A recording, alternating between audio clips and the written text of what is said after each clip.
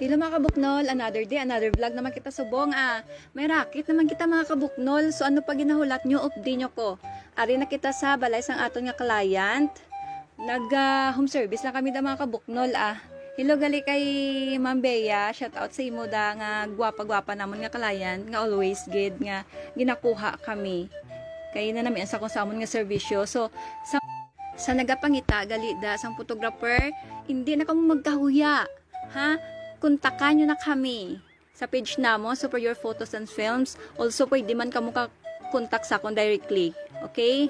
So, nagapangilay-kilay na ako da mga kabuknol. Ginakilayan ko si Madam kay parang gwapa siya sa aton nga picture. Si tatay naman, okay na. Kay naka-ready na siya. Tapos na sa ilis da. Tapos sa mga bata, okay naman. Gahulat na lang na sila nga matapos kami dira sa amon pagpangkilay. So, mga kabuknol, hindi gid man ako mayad magkilay mga kabuknol.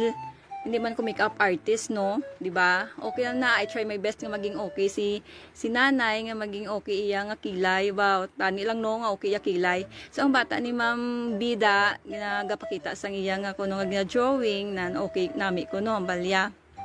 So proud niya mama. So mag-start na kami ng mga kabuknol kag amo na ni ang results sang amon nga pictorial.